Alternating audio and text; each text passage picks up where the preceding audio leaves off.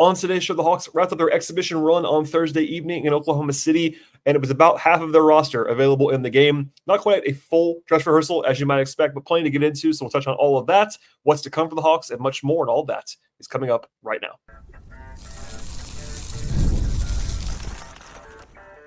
You are Locked On Hawks, your daily Atlanta Hawks podcast. Part of the Locked On Podcast Network. Your team every day. Hey everyone, a PSA for the YouTube side of things. It will not be on the audio feed, but I want to give you a little bit of a heads up. Most of the show today will actually be audio only, so you will be able to watch it, but it won't have my face on the screen.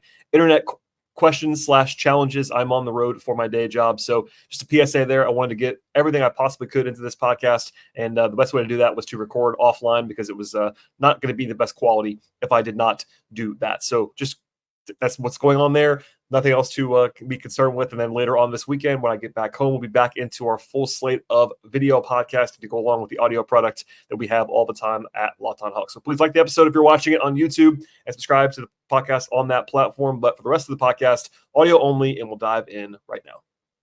Hello, friends. Welcome to episode 1823 of the Locked On Hawks podcast. I am your host, Rowland, coming to you deep in the night here on a Thursday into Friday. And today's podcast is brought to you by the folks at FanDuel.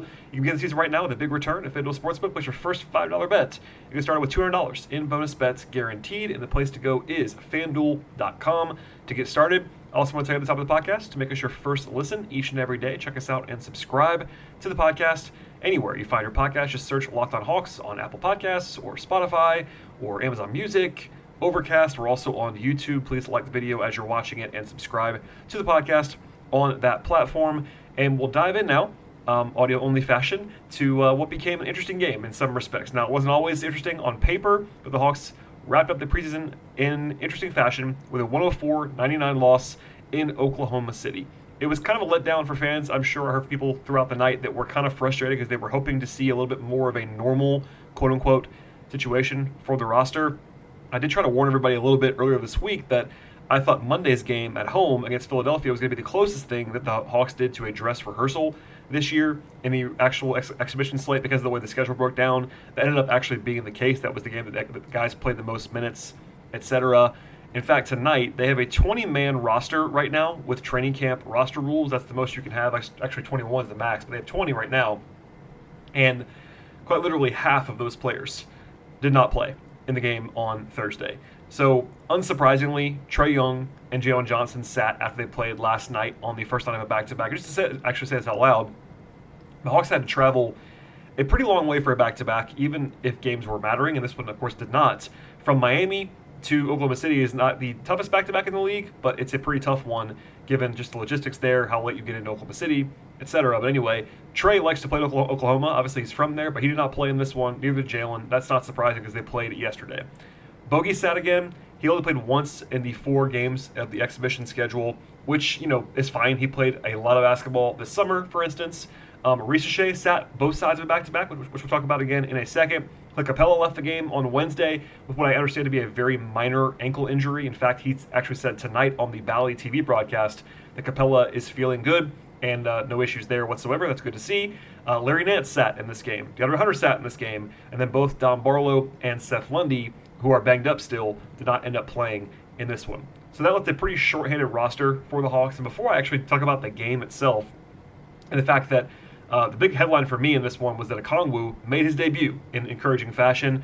I wanted to play the audio for you actually from Quin Snyder in pregame. So I was not there. This was passed along to me by the Hawks. But Quinn basically got a question, I believe from Bob Rathman, friend of the podcast, from Bally and the television voice of the Hawks, in which he basically was asked about how he was going to approach the game tonight. And I thought it was better for you to just hear what he had to say. So here's what Quinn had to say. It's a little bit more than a minute about how they're going to kind of approach the game before it started and just a little bit of insight on why guys maybe actually did not see the court in this one. There's a number of guys with the back-to-back last night that won't be available. Most of them have some nicks, whether it be Zach, Bogey, a few others. And then it makes sense at this point. The last thing you want is someone to come out after a back-to-back with, regardless of the minutes, a game where there's a lot of energy and you fly all night and then you have something happen. The way our schedule broke, is a function of, Hurricane Milton, where our games got moved. So, but there's always different things you can get out of a game. So we'll have some guys that haven't, they've played, but they haven't played heavy minutes. Kobe and Veet, for example, is handling pressure. It's going to be a challenge for them, but one that'll be good. Anytime you get, in that environment competitively, there's something to learn from it. And, we get a chance. Onyeka is available tonight, and, he'll be on a minutes restriction. So there's always good opportunities, in any game. And, we'll have things that we'll be able to learn from and try to defend and try to attack. And regardless of whether, you're playing or not, you can experience those things as well. So the big thing there is, of course, that Quin mentions Zachary Ricochet and Bogey with players who, quote, have some nicks, end quote. And not clear what those are right now. In fact, the Hawks, as I've been saying all week and the last 2 weeks, do not have to give any injury reports in the preseason. So that generally means that they actually don't do that. So from what I've heard, I think both guys, Ricochet and Bogey, are fine at this point in time. I'm not concerned from what I have heard behind the scenes. You can hear that kind of what Quin said. It was mostly just defaulting to safety in a back-to-back weird spot. He talks about the hurricane, the rescheduling, and that did kind of throw things off for the Hawks along the way. So I'm not concerned, but people I know were, at least with Ricochet, were wondering why he didn't play. It seems like there was at least something of a reason to not play him, and we will not really have an official injury update on anyone until the Hawks are due to submit their first one for the opener, which is not until Tuesday night. So anything else is just on-the-record comments, nothing official on paper, at least at this point in time, from the injury standpoint. But with that out of the way, you heard from Quin. For me, the biggest story of this game, beyond all of that, is that Okongwu returned and honestly looked like himself in this game. He played 16 minutes, only in the first half, played well, and did not show any signs that I saw anyway of issue with the toe. He had not played in a very long time, which we'll come back to, but good to see him playing well and, of course, just playing generally speaking. And then number 2 on the list on the basketball side was Kobe Bufkin. Bufkin played 36 minutes, but had 31 points to lead all scorers comfortably in this one. 4 assists, hit 7 threes, looked very, very good. There's been a lot of talk about Kobe in the exhibition schedule, and he had the one bad game on Monday, actually, in the dress rehearsal, but he's been pretty good in the other 3 and was very good tonight, so that's a pretty encouraging story there. I mentioned who didn't play earlier. The Hawks had 10 guys available in this game. They started Bufkin, Daniels, Krejci, David Roddy, and Okongwu in this one. The entire bench was 5 guys, Garrison Matthews and Mo Gay, and then Keaton Wallace, Kevon Harris, and Daquan Plowden. So 3 of the 10 guys that they had available were either on a 2-way contract in Wallace or an Exhibit 10 contract in Harris and Plowden. So they were pretty darn shorthanded in this game, which led to 3 guys playing 28 minutes or more, and I believe 8 guys played at least 21 minutes for the Hawks in this game. So it's kind of heavy minutes for those guys as they played. As far as the big picture is concerned, again, the only really headlines things for me is Okongwu coming back, Bufkin coming back. I think in general the Hawks played a way that I enjoy. They didn't execute super well. They took 54 threes in this game. That is a remarkable total. Now, part of that is that they played very slowly. Very, very small. Because Okongwu only played in the first half. Even that, he's not very big. Mo Gay is, center size, but they don't really view him that way. And then they played some David Roddy at center in this game. So, they were playing small. They were playing fast. But 54 three-point attempts is a ton. Part of that is that they only got to the line 5 times in the whole game. And they turned the ball over 18 times, but most of those were in the second half. So it was a weird game. It was a very preseason game in the way that it was not super polished all the way through, but there were some positive signs along the way. Defensively, they competed. Just worth noting also at the top of this that while the Hawks did not play their guys for the most part beyond Daniels and Okongwu and Bufkin and Krejci, basically, the Thunder played their regular rotation for about a half, basically. Shea played in the first half, as did Chet Holmgren. Jalen Williams got hurt in this game, but he actually played for the most part. Lou Dort played. So they already have an injury to Isaiah Hartenstein, but everybody else was kind of available for Oklahoma City. Caruso played off the bench for Oklahoma City. So the Hawks did a pretty good job competing. They ended up losing the game by 5 points, but they were actually in it all the way through. And if you just looked at the rosters that were available, the Hawks would have been a pretty significant underdog, especially in Oklahoma City. So I would say they pretty much competed pretty well in this one. After a break, to hear from our sponsors on today's podcast, I will dive into a little bit of my quick observations from the game flow, and at the end of the podcast, talk about some of the player-by-player observations in this contest. But first, a word from our partners on the show. Today's show is brought to you by Hims. Things are important in life, but your schedule is also busy. Maybe you don't have time to go to a doctor's office to be treated for ED directly. Through Hims, you can get a personalized and convenient ED treatment without stepping foot outside of your own door. Hims is changing men's healthcare by providing you with access to affordable sexual health treatments from the comfort of your own couch. Hims also provides access to a range of doctor-trusted ED treatments like chewable hard mints, as well as Viagra and Cialis and their generics to up to 95% cheaper than they'd be available elsewhere. The process is 100% online, so there's no need to actually be uncomfortable with doctor's visits. Just answer a series of questions on their site, and a medical provider will determine the right treatment option for you. If prescribed, your medication will ship directly to you in discreet packaging for free. No insurance is needed, and one low price covers everything from treatments to ongoing care. With hundreds of thousands of trusted subscribers, Hims can also help you find the ED option that works best for you. Start your free online visit today at hims.com/lockedon. That is HIMS, Hims, HIMS.com/lockedon for your personalized ED treatment options. One more time, that's hims.com/lockedon. Products mentioned are chewable compounded products, which are not approved by or verified for safety or effectiveness by the FDA. Prescriptions require an online consultation with a healthcare provider who will determine if appropriate. Restrictions apply. See websites for details and important safety information. Subscription required. Prices vary based on product and subscription plan.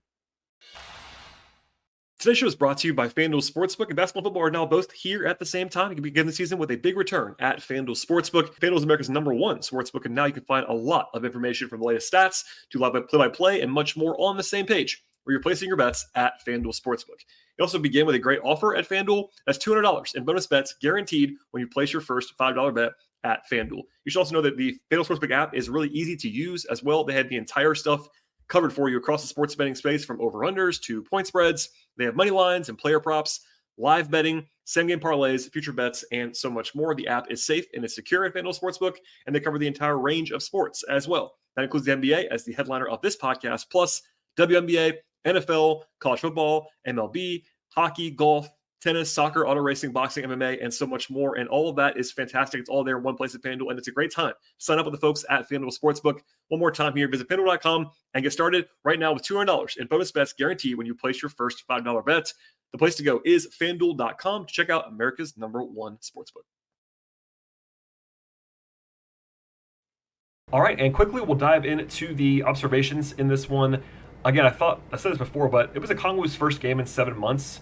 He looked like himself. He had above the break 3 early in this game. That's not all what it was about, but certainly looked good to me on that. Rebounded the ball reasonably well. Didn't have he had some rust, I would say. Took 4 threes. That's actually notable to me that he took that many. Had a block shot. Looked fine though, and that was evident pretty quickly. Dyson didn't shoot it well, but I thought he actually hunted his shot very encouragingly. Took 14 shots in this game. Had 4 assists as well. I was actually surprised he played as much as he did, but he ended up playing plenty. The Hawks actually shot really well from 3 in the first quarter. They actually hit half their threes in the first quarter and then cooled off, let's just say, substantially on the way to their 16 of 54 mark in the opening in the game, I should say. They played 8 guys in the first quarter. It was the starters plus Matthews, Gay, and Kevon Harris. Those were the 8 guys who played at least 20 minutes. Other than actually Okongwu was second lowest on the minutes total behind Daquan Plowden.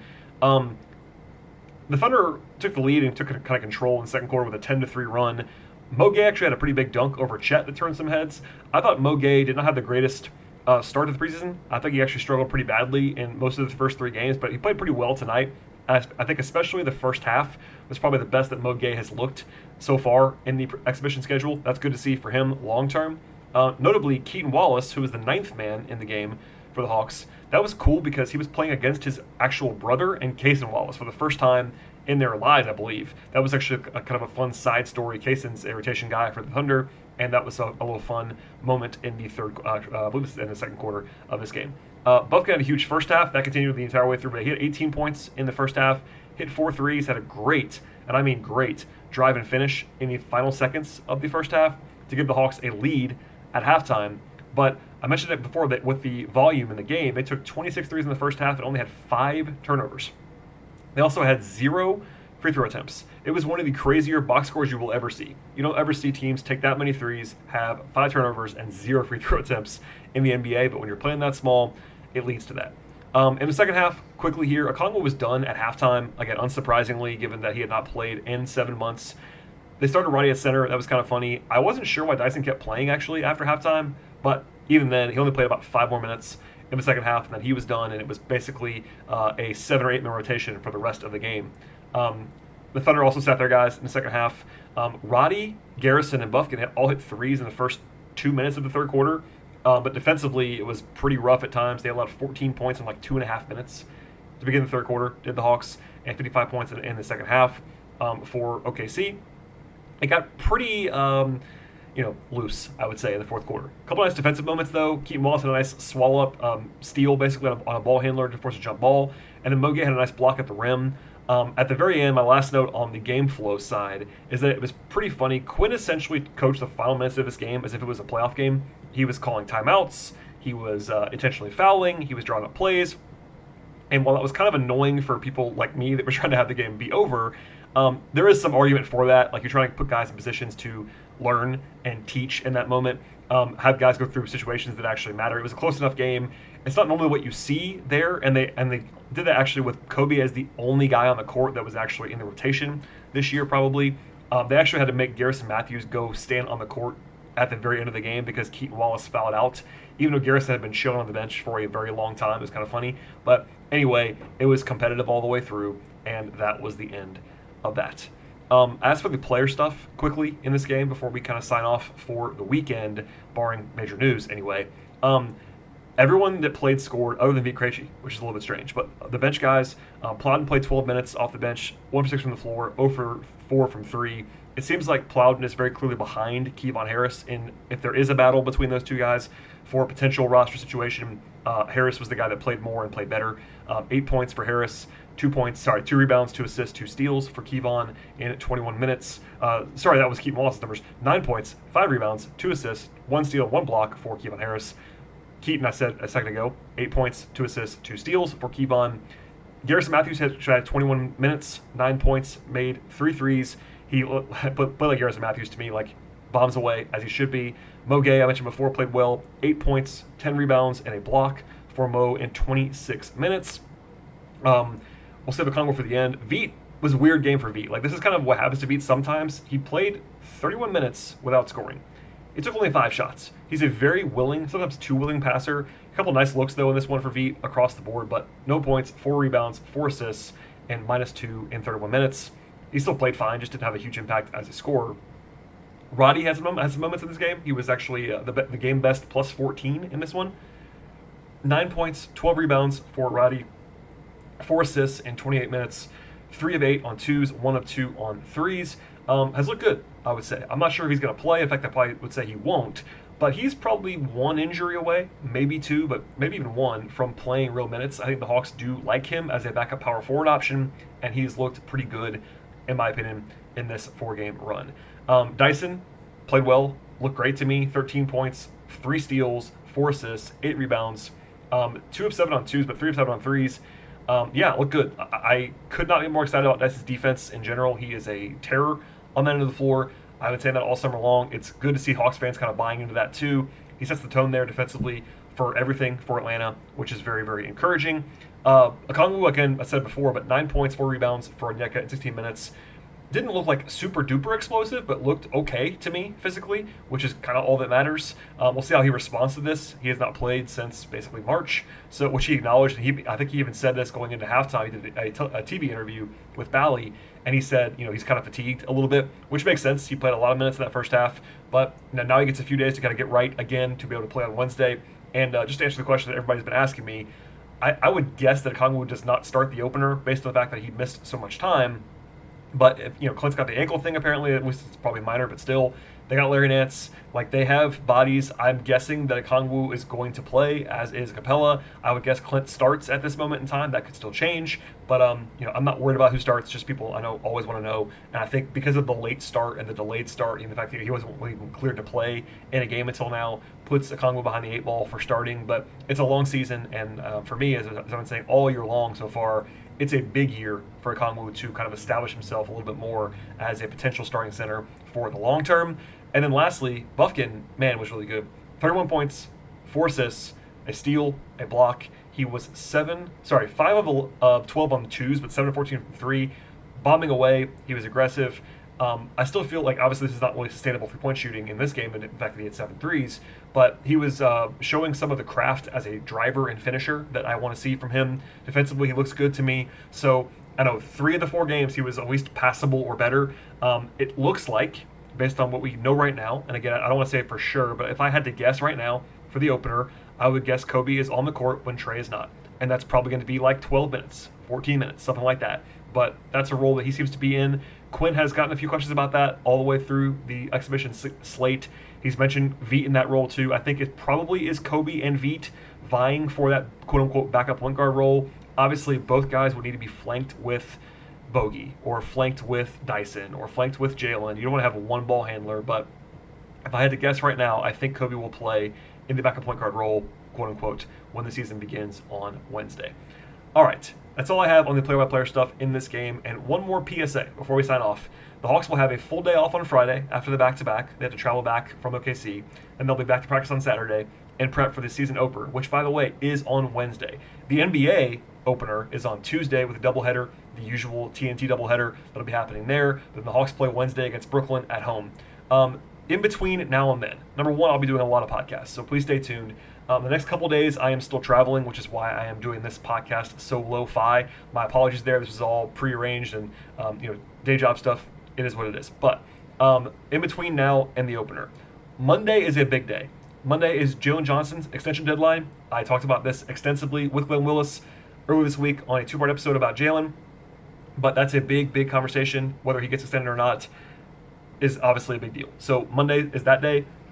Also, Monday is the day that the Hawks have to submit their roster for opening night. Right now, they have 21 guys on the roster. That's allowed. Sorry, you can have 21 guys as a maximum. They have, basically they can get down to 18. At least they have to get down to 18. They signed and waived Jarkel Joyner in the last couple days. That's all procedural, the same way that it was for Joey Hauser, Tony Bradley, etc. But they could just keep it easy and just waive Kevon Harris, waive Daquan Plowden, and be down to 18. But they also have Cody Zeller, who is still away from the team at this point in time. He could be bought out at some point in the next couple of days. That could happen. You got Jurisic sort of hanging out there. I've covered that a lot in the last couple of weeks anyway, so if you want to listen to more of that, it's available for you in the archive. But they have to decide that now in more firm fashion, what they want to do with Harris, what they want to do with Plowden, what they want to do. Zeller is a little bit less urgent, but if they want to cut him and actually sign somebody else, do that soon if they want to do that. So stay tuned. We'll have more on that. If something breaks in big news, it would probably take a Jalen extension for me to try to do a podcast between now and Sunday. But if that happens, I'll do what I can as fast as I can to break in with some sort of reaction. But I'll be back with a podcast on Sunday evening into Monday, and then full steam ahead to the season. So stay tuned for all of that. Please subscribe to the podcast. This is not my normal depth on an episode, but it was, number one, kind of a weird game. Number two, a weird setting for me, which I will not sort of elaborate on now, but I am playing hurt right now trying to get a podcast to you, but I wanted to make sure that we had some sort of reaction to the last game of the preseason schedule. And stay tuned, everybody. It's been a busy week. I had, I think, a couple extra shows according to the normal schedule on the podcast. So subscribe on Apple, subscribe on Spotify or Overcast or Amazon Music, etc., etc. Also follow the show on YouTube, like the show there, subscribe there, comment there, tell your friends about the podcast. I know it's a big time for the Hawks, so if you know Hawks fans in your life, please share this podcast with them. We are basically 5 days a week, at least, or more, between now and the end of the season. So stay tuned for all of that. I appreciate everybody listening to the podcast. Follow us on Twitter at Locked On Hawks. Follow me there at BT Rowland. Follow my non-podcast work at patreon.com/BT Rowland. And without any further delay, we'll sign off now. Enjoy your weekend, and we'll see you all next time.